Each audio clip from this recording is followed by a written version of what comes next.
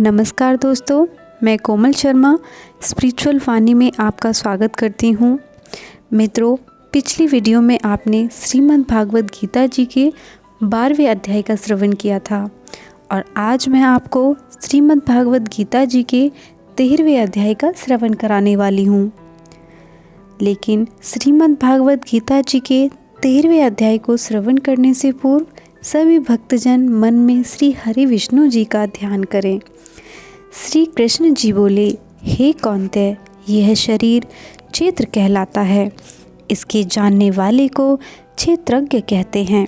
संपूर्ण क्षेत्र में क्षेत्रज्ञ मुझको जान। क्षेत्र और क्षेत्रज्ञ का जो ज्ञान है वह मेरे मत से वही ज्ञान है।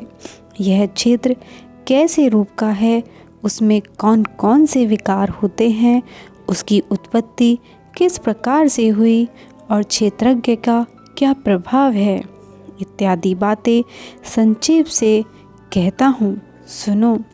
अनेक ऋषियों ने अनेक प्रकार के छंदों में इनको बताया है। वेदों ने भी पृथक पृथक वर्णन किया है और हेत वाले बहुसूत्र पदों को भी यह ज्ञान निश्चय किया गया है। पंच महाभूत, अहंकार, बुद्धि, अव्यक्त, प्रकृति, देशों, इंद्रियों तथा पांचों इंद्रियों के विषय तथा इच्छा, द्वेष, सुख, दुख, संघत, चेतना, धृति, इनके समूह संक्षेप में क्षेत्र और क्षेत्रज्ञ के यही विकार हैं। मान और पाखंड से रहित सहिंसा, सहनशीलता, सरलता, गुरु की सेवा, पवित्रता, अपने मन का संयम, इंद्रियों के विषय से विरक्त, अहंकार रहित और जन्म, मृत्यु, बुढ़ापा, रोग, दुख आदि दोषों को देखना, पुत्र, स्त्री, गृह इत्यादि में आसक्त न करना और इनमें अपने को सुखी दुखी न जानना और इष्ट अनिष्ट की प्राप्ति में हर्ष विषाद रहित रहना, अनन्य भाव से मेरी अनन्य भक्ति, एकांत में रहना, जन समूह में रहने से विराग, सदा स्मरण रखना कि मैं परमात्मा के ही अंश हूँ, ज्ञान प्राप्ति, उद्देश्य, मोक्ष को सबसे श्रेष्ठ मानना, इसे ही ज्ञान कहते हैं। इससे जो भिन्न है वह अज्ञान है। अब यह यज्ञ का स्वरूप वर्णन करते हैं, जिसको जानकर मनुष्य मोक्ष प्राप्त करता है। वह आदि रहित, बड़ों से बड़ा, अकथनीय होने कहा जाता है, असत्य ही कहा जाता है।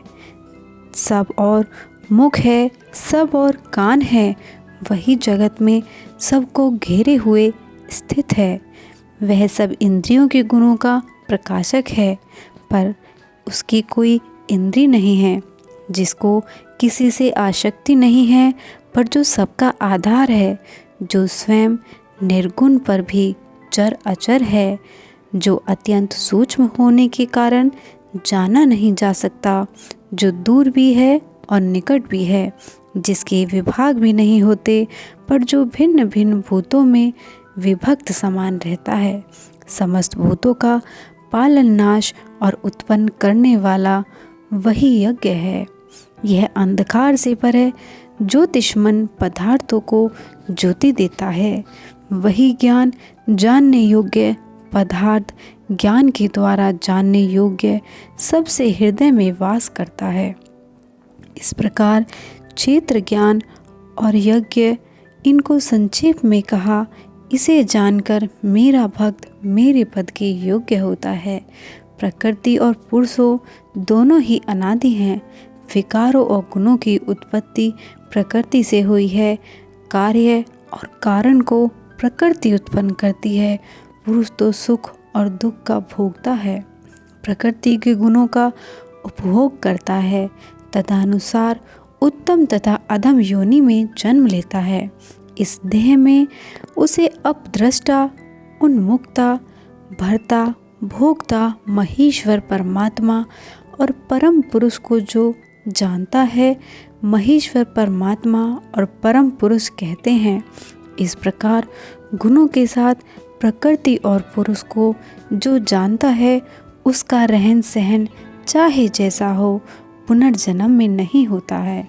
कोई ध्यान से, कोई योग से और कोई कर्म योग के द्वारा अपने को आत्मा में देखते हैं, परंतु कोई तो इस प्रकार न जानते हुए भी दूसरों से सुनकर ध्यान करते हैं और श्रद्धा से सुनकर वे भी मृत्यु के पार चले जाते हैं।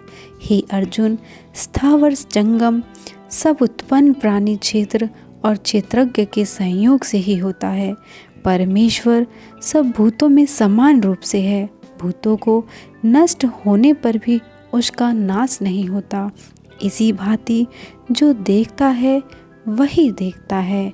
सब में समान रूप से स्थित परमेश्वर में देखता हुआ जो आप ही आत्मा का नाश नहीं करता, वह उत्तम गति प्राप्त करता है। जो यह देखता है कि प्रकृति द्वारा सब कर्म होते हैं और आत्मा एक करता है, वही मानो देखता है। जब वह भिन्न भिन्न भूतों को परमेश्वर के बीच एक रूप देखता है और उसी में उनका विस्तार देखता है, तब वही ब्रह्म को प्राप्त होता है। हे कौन्तेय, अनादि और निर्गुण होने से परमेश्वर अनन्य के शरीर में रहता हुआ भी वह कुछ नहीं करता, न उसमें लिप्त होता है। जैसे आकाश सर्वत्र व्याप्त होने पर भी किसी से मिलता नहीं, उसी भांति देह में सर्वत्र व्याप्त यह आत्मा भी इसमें लिप्त नहीं होता। हे भारत, जैसे एक ही सूर्य समस्त लोक को प्रकाशित करता है, वैसे ही क्षेत्रज्ञ समस्त क्षेत्र को प्रकाशित करता है। जो लोग ज्ञान दृष्टि से क्षेत्र और क्षेत्रज्ञ का भेद तथा भूतों की प्रकृति को देखकर मोक्ष का उपाय ज्ञान लेते हैं, वे परम पद को पा लेते हैं। इति 13वां अध्याय समाप्तम। अब मैं आपको इस श्रीमद् भागवत गीता के 13वें अध्याय का महात्म्य का श्रवण कराऊंगी। श्री नारायण जी बोले, हे लक्ष्मी, अब 13वें अध्याय का महात्म्य सुनो। दक्षिण देश हरि नाम नगर था। वहाँ एक व्यभिचारिणी स्त्री रहती थी। वह व्यभिचारी करे, मांस मदिरा खावे। एक दिन एक पुरुष से उनसे वचन किया कि उमुख स्थान में तेरे पास आऊँगी, तुम वहाँ चलो। वह पुरुष किसी और वन में चला गया और वह स्त्री उसे ढूंढती ढूंढती हैरान हो गई, पर मनुष्य न मिला। वह भी भागता फिरे। वह गनिका थक कर उसका रास्ता देखने लगी। देखते देखते ही सारा दिन व्यतीत हुआ, प्रीतम न आया। सांझ हो गई। वह गनिका प्रीतम का नाम ले लेकर पुकारने लगी।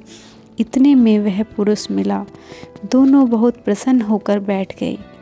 इतने में एक शेर आया। गनिका डर गई। तब शेर बोला, अरे गनिका, मैं तुझे खाऊंगा। गनिका बोली, तू अपने पहले जन्म की बात कह, तू कौन है? सिंह बोला, मैं पूर्व जन्म में ब्राह्मण था, झूठ बोलता था, बड़ा लोभी था, जुआ खेलता था तथा दूसरों का धन हर लेता था। एक दिन प्रभात के समय घर से उठकर चला, मार्ग में गिरते ही देह छूट गई। यमों ने पकड़ लिया, धर्मराज के पास ले गए। देखते ही धर्मराज ने हुक्म दिया, इसी घड़ी ब्राह्मण को सिंह का जन्म दे दो। यह देह मुझे मिली और हुक्म दिया, जो प्राणी पापी दुराचार करने वाले हों तिनको तू खाया कर। जो साधु वैष्णव हरि भक्त हों उनके पास न जाना। हे गनिका, मुझे यमराज की यह आज्ञा है, तिनकी आज्ञा कर सिंह की योनि में आया हूँ। तू व्यभिचारिणी है, गनिका पापिन है, इसी से तुमको खाऊंगा। इतना कहकर गनिका को खा गया। तब यह धर्मराज के पास गनिका को ले गए। धर्मराज ने हुक्म दिया, इसको चंडालनी का जन्म दे दो। श्री नारायण जी कहते हैं कि हे लक्ष्मी, उसने गनिका की देह त्याग चांडालिनी की देह पाई। कई दिनों तक वह नर्मदा नदी के तट पर चलती थी। वहाँ क्या देखा कि एक साधु गीता के 13वें अध्याय का पाठ करता था। उसने सुन लिया। जब अध्याय पढ़ के भोग लगाया, चंडालिनी के प्राण छूट गए और देवदही पाई। आकाश से विमान आए, तिन पर बैठकर बैकुंठ को चली गई। साधु ने पूछा, अरे तूने कौन से पाप किए जिसके कारण से बैकुंठ को चली आई? चंडालिनी ने कहा, हे संत जी, इस तेरे पाठ का श्रवण करके मैं देवलोक चली आई हूँ। तब परिषदों को कहा कि कोई ऐसा यत्न करो कि जिससे सिंह ने मुझे पूर्व गनिका के जन्म में खाया था उसको साथ ले चलो। तब उस साधु की प्रार्थना की, हे संत जी, गीता जी के एक श्लोक के पाठ का फल दिया। तत्काल उस सिंह की देह छूट गई। श्री नारायण जी बोले, हे लक्ष्मी, अब 13वें अध्याय का महात्म्य सुनो। दक्षिण देश हरिनाम नगर था। वहाँ एक व्यभिचारिणी स्त्री रहती थी। वह व्यभिचारी करे, मांस मंदिरा खावे। एक दिन एक पुरुष से उसने वचन किया कि अमुक स्थान में तेरे पास आऊँगी, तुम वहाँ चले आना। वह पुरुष किसी और में चला गया और वह स्त्री उसे ढूंढती ढूंढती हैरान हो गई, पर पुरुष न मिला। वह भी भागता फिरे। वह गनिका थककर उसका रास्ता देखने लगी। देखते देखते ही सारा दिन व्यतीत हो गया, पर प्रीतम न आया। सांझ हो गई। वह गनिका प्रीतम का नाम ले लेकर पुकारने लगी। इतने में वह पुरुष मिला। दोनों बहुत प्रसन्न हुए और एक साथ बैठ गए। इतने में एक शेर आया और गनिका डर गई। तब शेर बोला, अरे गनिका, मैं तुझे खाऊंगा। गनिका बोली, तू अपने पहले जन्म की बात कह, तू कौन है? सिंह बोला, मैं पूर्व जन्म में ब्राह्मण था, झूठ बोलता था, बड़ा लोभी था और जुआ खेलता था तथा दूसरे के धन का हर लेता था। एक दिन प्रभात के समय घर से उठकर चला। मार्ग में गिरते ही देह छूट गई। यमों ने पकड़ लिया, धर्मराज के पास ले गए। देखते ही धर्मराज ने हुक्म दिया कि इसी घड़ी ब्राह्मण को सिंह का जन्म दे दो। यह देह मुझे मिली और हुक्म दिया, जो प्राणी पापी दुराचार करने वाले हों तिनको तो खाया करना। जो साधु वैष्णव हरि भक्त हों उनके पास न जाना। हे गनिका, मुझे धर्मराज की यह आज्ञा है, तिनकी आज्ञा कर सिंह की योनि में आया हूँ। तू व्यभिचारिणी है, गनिका पापिनी है, इसी से तुमको खाऊंगा। इतना कहकर गनिका को वह शेर खा गया। तब यह धर्मराज के पास गनिका को ले गए। धर्मराज ने हुक्म दिया कि इसको चांडालिनी का रूप दे दो। श्री नारायण जी कहते हैं कि हे लक्ष्मी, उसने गनिका की देह त्याग कर चांडालिनी की देह पाई कई दिनों तक। तब वह नर्मदा नदी के तट पर चलती रही। वहाँ क्या देखा कि एक साधु गीता के 13वें अध्याय का पाठ करता था। उसने सुन लिया। जब अध्याय पढ़ के भोग लगाया तो चांडालिनी के प्राण छूट गए। देवदेह पाई। आकाश से विमान आए, तिन पर बैठकर बैकुंठ को चली। साधु ने पूछा, अरे तूने कौन से पुण्य किए जिसके कारण से बैकुंठ को चली है? चांडालिनी ने कहा, हे संत जी, इस तेरे पाठ को श्रवण करके मैं देवलोक चली हूँ। तब परिषदों को कहा, कोई ऐसा यत्न करो कि जिस सिंह से मुझे पूर्व गनिका के जन्म में खाया था उसको साथ ले चलूं। तब उस साधु से प्रार्थना की, हे संत जी, गीता जी के एक श्लोक के पाठ का फल दिया। तत्काल उस सिंह की देह छूटी और देवदही पाई और दोनों के लिए विमान आए और वो दोनों विमान पर चढ़कर बैकुंठ वासी हुए, पर धाम को प्राप्त हुए। तब श्री नारायण जी ने कहा, हे लक्ष्मी, यह 13वें अध्याय का माहात्म्य है। प्रीत के साथ पढ़ने के बाद का कुछ फल कहाँ नहीं जाता। अनजाने पाने से पढ़ें तो भी मेरे परम धाम को प्राप्त होता है। भागवत गीता का 13वां अध्याय यहीं पर समाप्त होता है। अगली वीडियो में हम भागवत गीता के 14वें अध्याय का श्रवण करेंगे। नमस्कार दोस्तों।